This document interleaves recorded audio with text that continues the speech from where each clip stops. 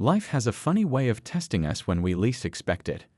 For Michael Chen, that test came right when he thought he had everything figured out. At 35, he was living what many would call the perfect life.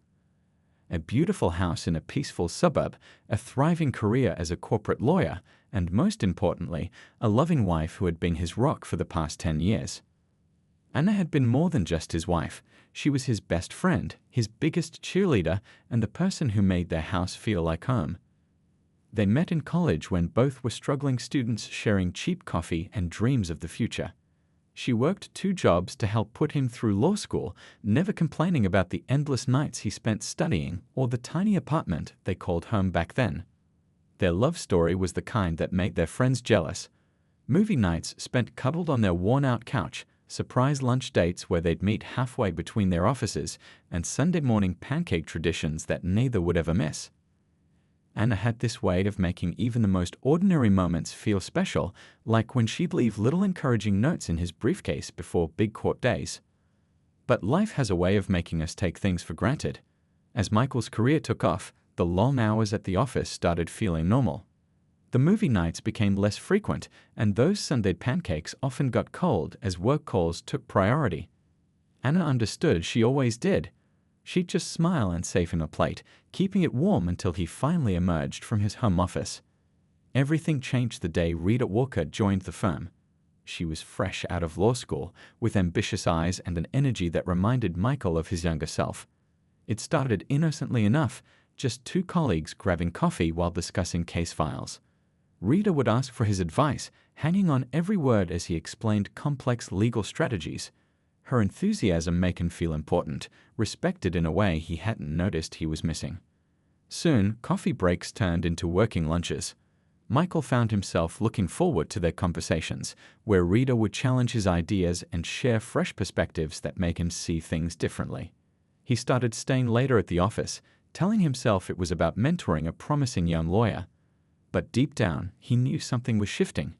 He caught himself thinking about Rita during dinner with Anna, comparing his wife's gentle, familiar ways to Rita's exciting, unpredictable nature. Anna would talk about their future plans, maybe starting a family, renovating the kitchen she'd been dreaming about, and Michael would feel a strange restlessness he couldn't explain. The moment everything truly changed was during a late-night preparation for a big case. Rita and Michael had ordered takeout, papers spread across his office floor as they built their strategy. When she reached over to point out a crucial detail in a document, their hands touched briefly. The spark he felt in that moment made him question everything he thought he knew about love and happiness. That night, driving home at midnight, Michael couldn't stop thinking about how alive he felt around Rita. The guilt was there, a heavy weight in his stomach, but mixed with it was an excitement he hadn't felt in years. He told himself he was just being friendly, professional, but his heart raced every time his phone buzzed with a message from her. Anna noticed the changes, though she never said anything directly. She just tried harder, cooking his favorite meals, suggesting weekend getaways, leaving sweet messages on the bathroom mirror. But Michael was already drifting, lost in the intoxicating possibility of something new. The dreams he and Anna had built together started feeling like chains. Their comfortable routine, once so precious, now seemed suffocating. Every time Anna reached for his hand or asked about his day, he felt a guilt that slowly turned to resentment, not at her, but at himself, though he couldn't admit that yet. Looking back, Michael would realize that this was the beginning of the biggest mistake of his life. But in that moment, all he could see was the allure of a fresh start, the tempting promise of recapturing the excitement of youth. He was standing at a crossroads, though he didn't know it yet, about to make a decision that would reshape not just his life, but the lives of everyone around him. The worst part was that Anna could sense it coming. She'd catch him checking his phone more often, notice how he'd become distant during their conversations. She tried to bridge the growing gap between them, but it was like trying to hold water in cupped hands. The harder she tried, the more it seemed to slip away. That spring evening, as cherry blossoms drifted past their kitchen window, Anna was setting the table for dinner, humming softly to herself. Michael watched her from the doorway, remembering how they used to dance in this very kitchen when they'd first bought the house. The guilt hit him like a physical pain, but instead of pulling him back, it pushed him forward into the biggest mistake of his life. The words hung in the air like heavy storm clouds. I don't love you anymore." Michael couldn't believe these words had just come from his own mouth. Anna stood in their kitchen, still holding the dish towel she'd been using to dry their wedding china. The same china they'd carefully picked out together 10 years ago, dreaming of countless family dinners and celebrations to come. Her face changed in a way he'd never seen before and would never forget. It wasn't just sadness or anger, it was like watching someone's whole world crumble in slow motion. The dish towel slipped from her fingers, landing soundlessly on the kitchen tile. For a moment, neither of them spoke. The only sound was the gentle ticking of the antique clock Anna's grandmother had given them as a wedding gift. "Is there someone else?" Her voice was barely a whisper, but it cut through the silence like a knife. Michael found himself looking everywhere but at her face, at the family photos on the wall, at the small herb garden she'd started on the windowsill, at the calendar where she'd marked their upcoming anniversary in her neat handwriting. "Rita," he said finally, the name feeling like betrayal on his tongue. From the office. He watched as understanding dawned in Anna's eyes. All those late nights, the missed dinners, the sudden work emergencies that had pulled him away from their plans. Every excuse he'd given now revealed itself as another brick in the wall he'd built between them. Anna didn't scream or throw things like people did in movies. Instead, she walked slowly to their kitchen table and sat down, her movements careful and deliberate, as if she might shatter if she moved too quickly. "How long?" she asked, still in that quiet voice that hurt more than any shouting could have. 6 months, Michael admitted, each word feeling like gravel in his mouth. He didn't tell her about the stolen moments in his office, the secret lunches, the way his heart raced every time Rita texted him. He didn't mention how Rita made him feel young again, how her admiration of his work and success fed something in him he hadn't even known was hungry. Anna nodded slowly, then did something that would haunt Michael for years to come. She smiled. It was a small, broken smile that didn't reach her eyes. "I hope she makes you happy," she said, and the genuine wish in her voice made him feel like the worst person in the world. The next few weeks passed in a blur of cardboard boxes and painful decisions. Who would keep the house? Anna would. She'd helped design every room. Who would get the car? Michael would take his company car. What about their shared friends? They would have to choose sides, though neither Michael nor Anna asked them to. Michael moved into a furnished apartment downtown, closer to the office, closer to Rita. He told himself this was what he wanted, what he needed. The excitement of his new relationship helped dull the guilt of watching movers pack up his life into boxes, of seeing Anna's face as she handed him the last of his clothes from their shared closet. The divorce papers arrived on a Tuesday morning. Michael remembered because it was raining, the kind of gentle spring rain that used to make Anna suggest they spent the day watching old movies and making soup. Instead, he sat in his new apartment, signing away 10 years of his life with a pen Anna had given him for their 5th anniversary. Their last meeting was at the lawyer's office. Anna looked different, thinner, paler, but somehow stronger too. She'd cut her hair short, and Michael was surprised by how much this small change affected him. She'd talked about cutting it for years, but he'd always liked it long. Now, seeing her with this new style, he realized she'd already started becoming someone new, someone who didn't need his approval. The actual divorce proceedings were quick and clean. Anna didn't fight him on anything, didn't try to take him for all he was worth like his colleagues had warned him she might. She simply signed where she needed to sign, wished him well, and walked out of the office and his life with a dignity that made him feel small and mean in comparison. Rita was delighted when the divorce was finalized. She started making plans for their future together, talking about moving in, about the life they would build. Michael went along with it all, thrown himself into this new relationship with the desperate energy of someone trying to prove they hadn't made a terrible mistake. But late at night, when Rita was asleep beside him, Michael would sometimes find himself looking at old photos on his phone, pictures of holidays with Anna, of lazy Sunday mornings, of simple moments he'd taken for granted. He would think about Anna in their empty house, wondering if she was okay, if she was lonely, if she hated him as much as he was starting to hate himself. One evening, shortly after the divorce was finalized, Michael drove past their old house. The lights were on, and through the window, he could see Anna in the kitchen with her sister, both of them laughing as they cooked together. The sight hit him like a physical blow. Life was going on without him. The home he'd left behind wasn't frozen in time, waiting for him to realize his mistake. Anna was healing, moving forward, while he sat in his car like a ghost, watching the life he'd thrown away continue without him. As he drove back to his apartment to readapt to his new life, Michael couldn't shake the feeling that he'd made a catastrophic mistake. But pride, shame, and the momentum of his choices carried him forward, away from the best thing he'd ever had, toward a future that seemed less certain with each passing day. They said, "Be careful what you wish for, you might just get it." Michael learned this lesson the hard way in his new life with Rita. Their downtown apartment was everything a successful couple could want: floor-to-ceiling windows, modern furniture, and a view of the city that took your breath away. But somehow, the space never felt like home. The first few months were exactly what he'd imagined. They hosted dinner parties for their colleagues, spent weekends at trendy restaurants, and planned exotic vacations.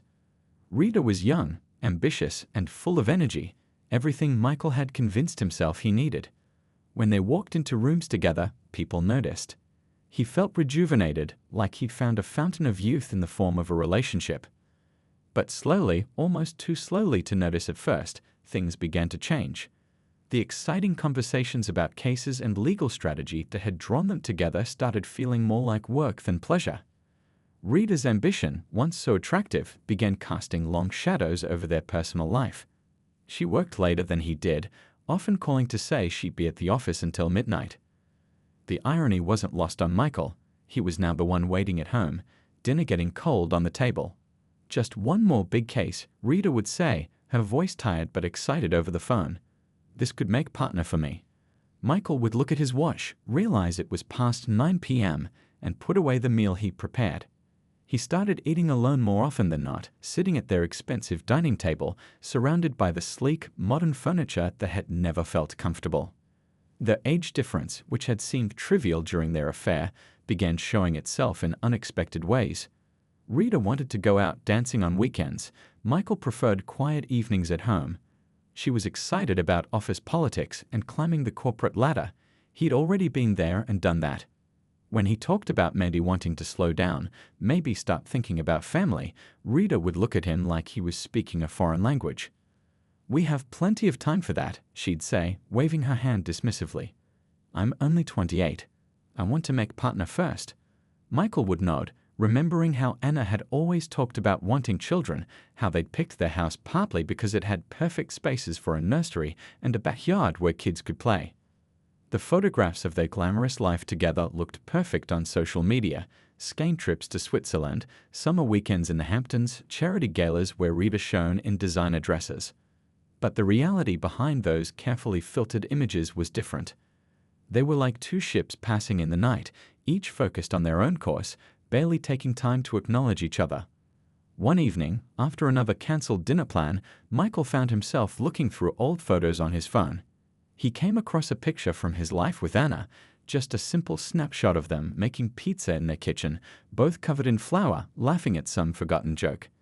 The happiness in that photo looked so real, so unfiltered. He couldn't remember the last time he'd laughed like that with Rita. Their arguments, when they happened, were different from any he'd had with Anna. Rita fought like a lawyer, turning his words against him, finding loopholes in his arguments. There was no warmth in their disagreements, no underlying foundation of love and respect to fall back on. Just two people using their professional skills to wound each other. "You knew who I was when you chose me," Rita would say during these fights, her voice cold and precise. "You knew I was ambitious. You knew I wanted a career. Don't try to change me now." And she was right. He had known. But somehow he'd imagined it would be different, that their love would transcend these practical concerns. The breaking point came during what should have been a romantic weekend getaway. They'd booked an expensive beach resort, promising each other they'd disconnect from work and focus on their relationship. But Rita spent most of the first day on her phone, dealing with a client crisis. When Michael suggested they at least have dinner together on the beach, she barely looked up from her laptop. "I can't just drop everything because you're feeling neglected," she snapped. "This is what success looks like. Isn't this what you wanted? A successful, ambitious partner." Looking at her in that moment, illuminated by the blue light of her laptop screen, instead of the sunset he'd hoped to share with her, Michael felt a deep, aching loneliness. He realized that in running away from what he thought was a boring, predictable life with Anna, he'd created something far worse, a life that looked perfect on the outside, but felt hollow on the inside. That night, lying awake in their luxury hotel room, listening to Rita's steady breathing beside him, Michael thought about all the quiet evenings he'd spent with Anna, how they could sit comfortably in silence, each reading their own book, but somehow still connected. He thought about how she'd known when he needed space and when he needed comfort, how she'd built their life together with thoughtfulness and care. The realization hit him like a wave. He traded substance for style, depth for surface, real love for the illusion of excitement. But by the time he understood this, he was trapped in the life he'd chosen, watching his youth slip away in an apartment that never felt like home, beside a woman who was too busy chasing her dreams to build a life with him. Life has a way of throwing curveballs when you least expect them. For Michael, that moment came on a crisp autumn Sunday, 5 years after he'd left Anna. He'd taken to walking in Central Park on weekend mornings, trying to escape the emptiness of his apartment and the growing tension in his relationship with Rita. The morning had started like any other. He'd grabbed his usual coffee from the corner shop, the one that never quite made it the way he liked it, not like Anna used to, with just a hint of cinnamon.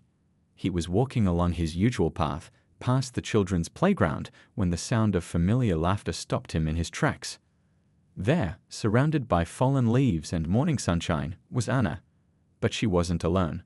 4 children played around her, their laughter mixing with the rustle of leaves in the cool morning air. Michael felt his coffee cup slip from his fingers, barely registering the hot liquid splashing his shoes. The children looked exactly like him at that age. 2 boys and 2 girls, all with his distinctive copper-brown hair that caught the sunlight like burnished metal. The older boy, who couldn't have been more than 4, had his exact nose and chin. The little girl pushing her brother on the swing had his green eyes, clear and bright as spring leaves. Time seemed to stop as Michael stood there, hidden behind a large oak tree, watching the scene unfold. Anna looked different, more beautiful than he remembered, with a contentment about her that made her glow. She wore her hair in the short style she'd adopted after their divorce, but it suited her now in a way that made him wonder why he'd ever preferred it long. The youngest child, a toddler with bouncing curls, stumbled and fell. Before Michael could even register concern, Anna was there, scooping up the little one with practiced ease. "There you go, sweetheart," her voice carried on the breeze, still as gentle as he remembered.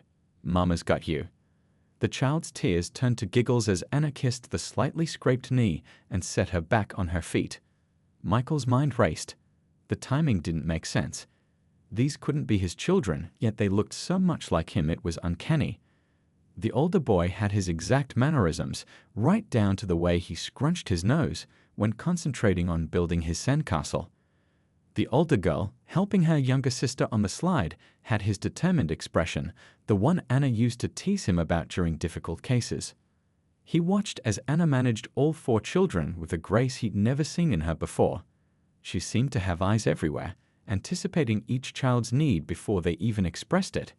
When the oldest boy proudly showed her his sandcastle, she gave him her full attention, as if his creation was the most important thing in the world.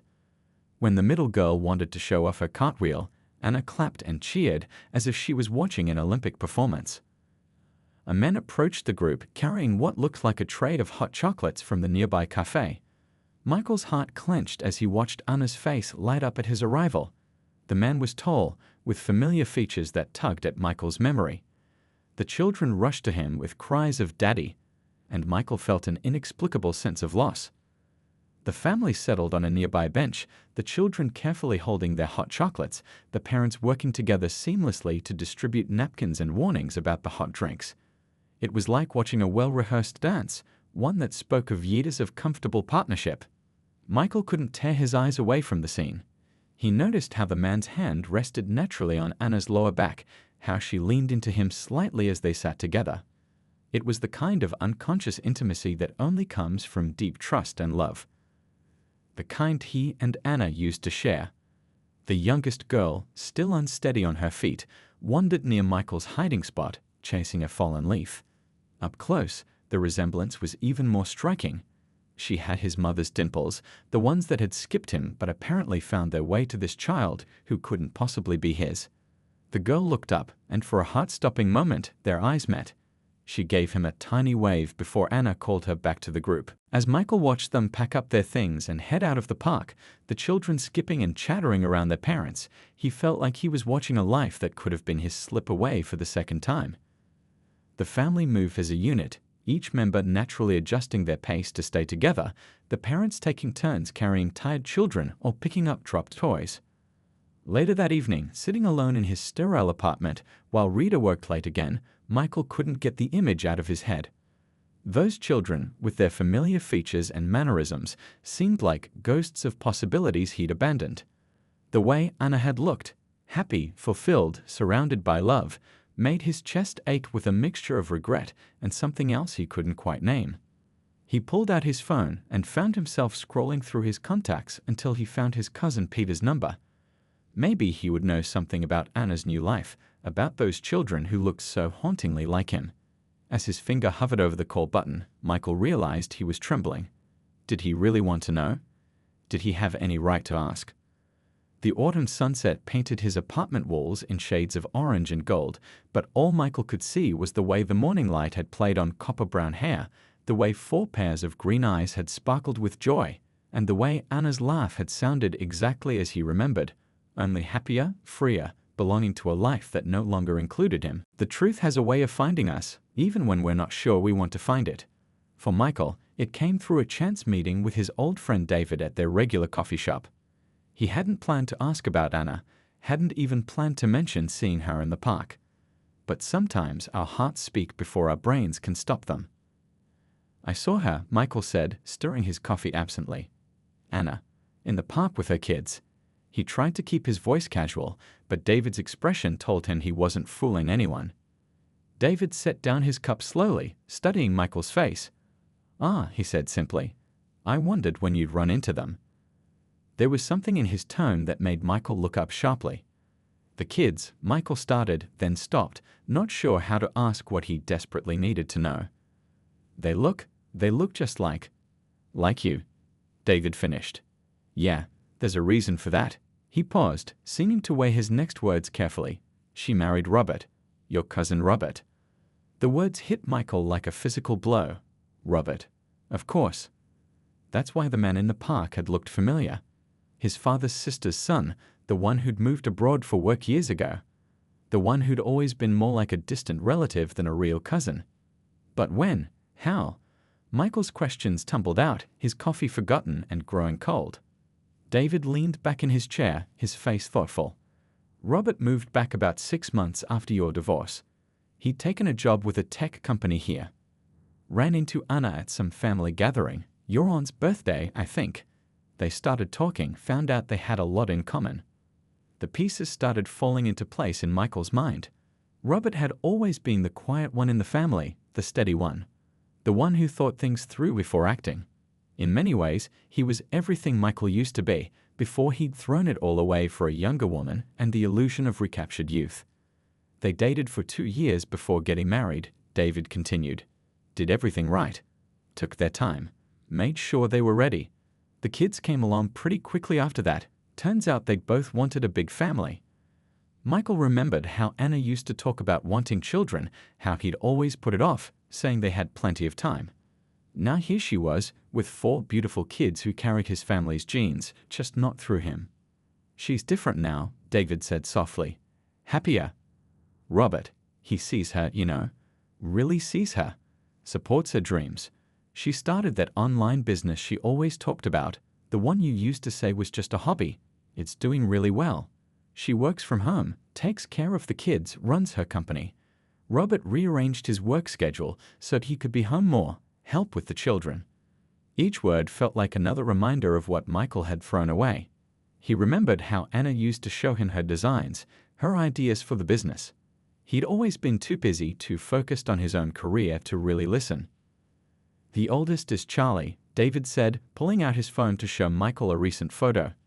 "Then there's Lily, Rose, and little Ben. They're amazing kids. Smart, kind, funny, just like their mom." Michael stared at the photo.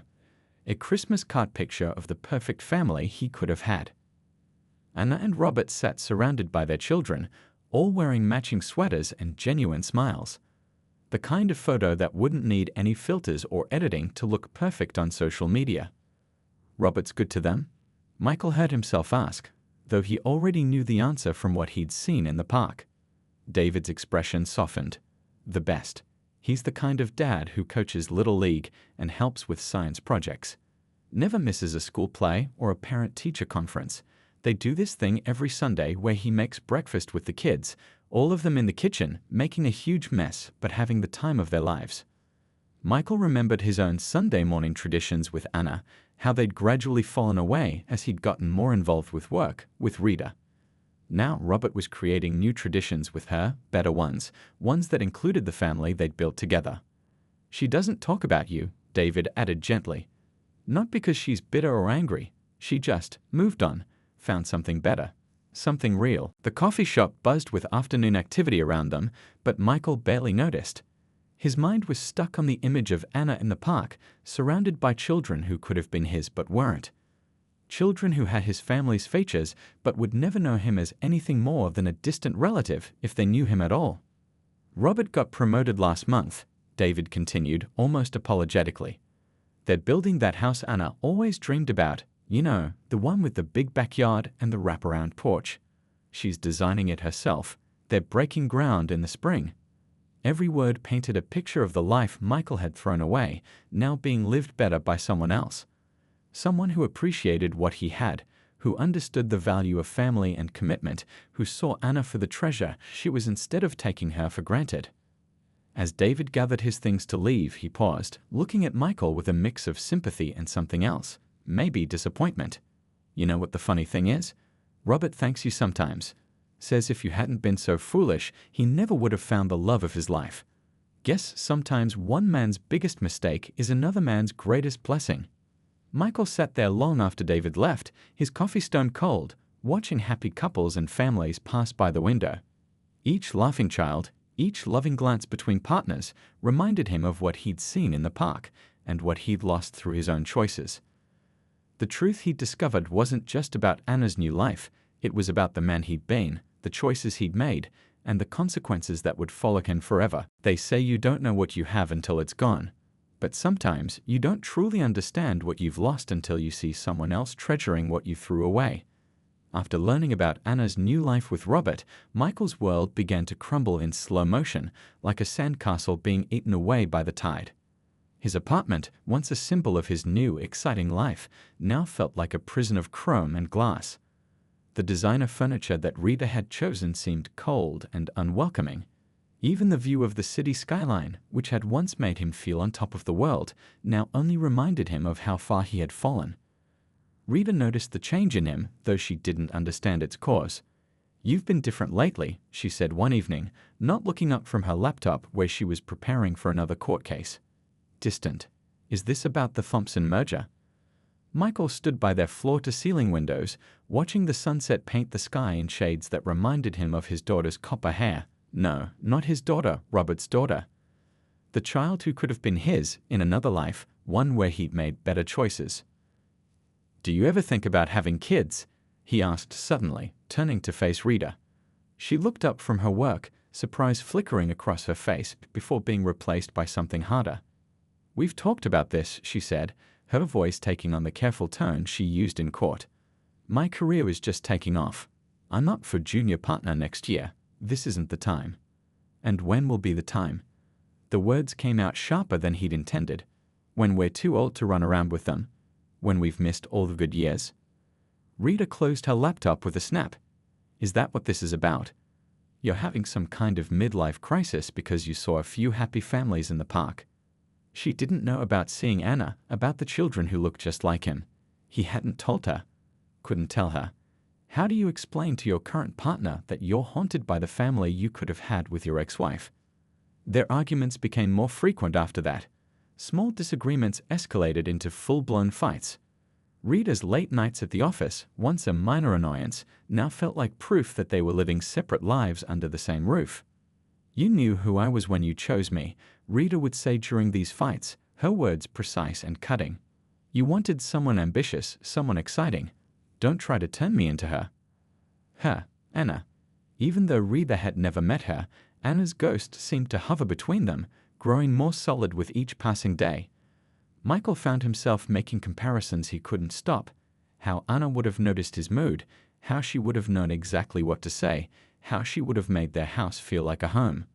One Sunday morning, Michael woke early and walked to their kitchen, thinking about Robert making breakfast with his children. He tried to imagine Rita in such a scene, flour on her expensive clothes, laughing as she helped little hands crack eggs.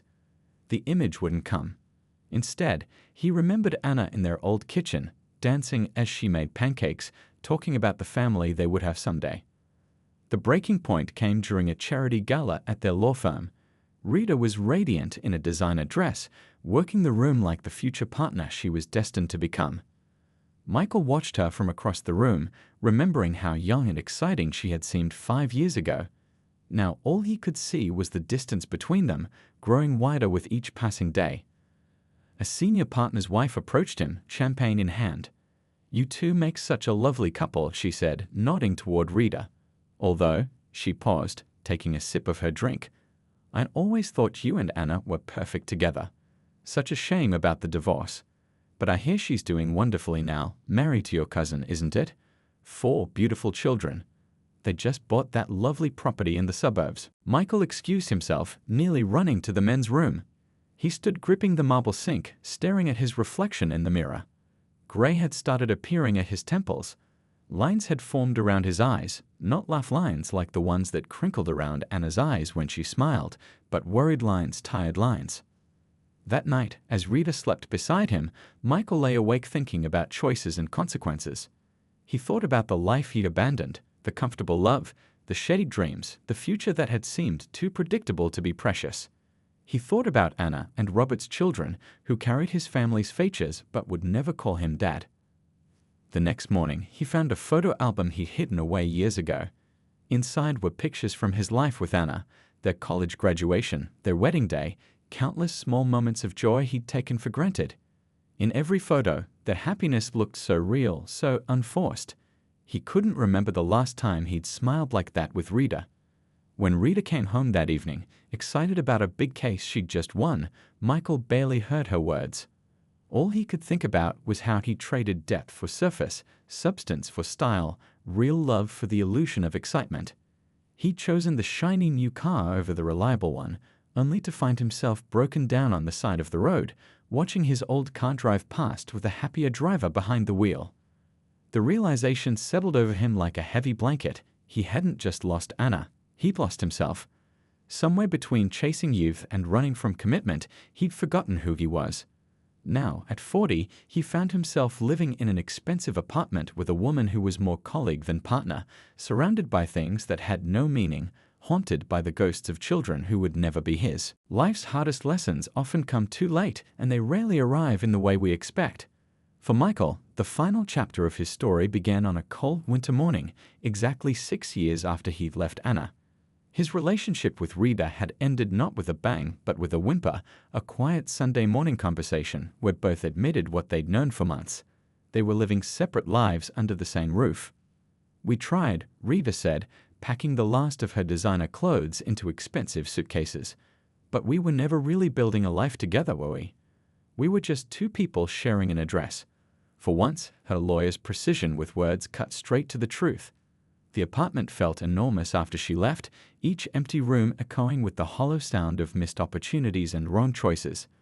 Michael spent his evenings sitting in the dark, looking out at the city lights, thinking about all the ways a person could be successful on paper and still fail at the things that really mattered. He threw himself into his work, taking on extra cases, staying late at the office. But even there, he couldn't escape the reminders. Young associates reminded him of who Rita had been when they first met. Happy couples sharing lunch in the break room reminded him of Anna. And every child he saw make him think of those 4 beautiful kids in the park who carried his family's genes, but would never know him as more than a distant relative. One evening, working late, he found himself scrolling through social media. He hadn't meant to look up Anna's profile, but his fingers seemed to move on their own. There it was, a new post from that morning. A video of Robert teaching their oldest son how to ride a bike. the boy's determined expression, so like Michael's own, as he wobbled, then found his balance. Anna's voice cheering from behind the camera. The pure joy on everyone's faces when the child finally rode on his own. Michael clicked through more posts, each one a window into the life he could have had. Family camping trips, birthday parties, simple moments at home. In every photo and video, Anna looked radiant with happiness. Robert was always there, steady and present, doing all the things Michael should have done. Helping with homework, coaching Little League, being the kind of father Michael's own dad had been. A new post appeared as he watched, Anna announcing the launch of her company's latest product line. The business she'd dreamed of starting, the one Michael had dismissed as a hobby, had grown into a successful enterprise. The comment section was filled with congratulations, including a sweet note from Robert. "So proud of you, honey. You make everything look easy, even when I know how hard you've worked for this." It hit Michael then, the full weight of what he'd lost. Not just Anna, not just the possibility of those beautiful children, but the chance to be the kind of man who builds something real. The kind of man who stands beside his partner as she grows, who celebrates her successes as his own, who understands that love isn't about excitement and passion alone, it's about showing up day after day and choosing to be there. He thought about his own parents' marriage, how his father had never missed one of his baseball games, how his mother had supported Dad through career changes and tough times. They'd made it look so simple, but now he understood the strength it took to build a life together, to weather the boring days and the hard ones, to keep choosing each other when the initial spark had settled into something deeper but less flashy. Another post caught his eye. Anna and Robert at a family reunion. His relatives, the ones who'd known him since childhood, now embraced Anna's new family as their own. In the photo, his Aunt Helen held the youngest child, while his cousin Peter played catch with the older boys. They weren't just Anna and Robert's kids anymore. They were part of the extended family, carrying forward the legacy of love and connection that Michael had walked away from. The office cleaning lady's arrival startled him from his thoughts. It was past midnight, and he was still sitting in his dark office, staring at images of a life he'd thrown away. "Working late again, Mr. Chen?" she asked kindly. "You should go home, get some rest." Home. The word echoed in his mind. His expensive apartment wasn't a home. It was just a place to sleep, filled with furniture chosen to impress rather than comfort. He thought of his old house with Anna, how every room had held memories, how every corner had felt lived in and loved. As he drove through the quiet city streets that night, Michael passed a small park. A young couple was walking hand in hand, planning their future together. He could hear their laughter floating on the cold air, and it reminded him of himself and Anna in those early days, when anything seemed possible. He pulled over, killing the engine of his luxury car that suddenly felt meaningless. In the darkness, he finally allowed himself to face the truth. He hadn't just made a mistake in leaving Anna. He'd made a mistake in who he'd chosen to become. He'd traded substance for style, commitment for excitement, love for infatuation. And now, at 45, he was alone, successful on paper, but bankrupt in all the ways that truly mattered. The next morning, he saw them again, Anna and her family, walking to school. The children were bundled up against the cold, Robert carrying the youngest on his shoulders while the others skipped ahead. Anna held cups of coffee for herself and Robert, navigating the morning routine with practiced ease. They looked like a scene from a movie about perfect families, except this was real. This was what real love looked like, not perfect, but perfectly right.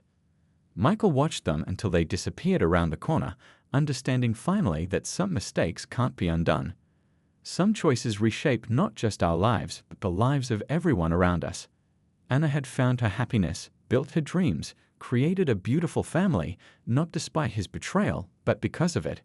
In leaving her, he had inadvertently given her the chance to find something better, something real. In the end, the hardest lesson wasn't about losing Anna or watching her build a life with someone else. It was about understanding that sometimes we're not the heroes of our own stories. Sometimes we're the mistake that leads someone else to their happy ending. And while that knowledge hurt, it also carried a strange kind of peace. Anna was happy. The children were loved. And Michael? He had learned, too late, what real love looks like, and that lesson would stay with him for the rest of his life.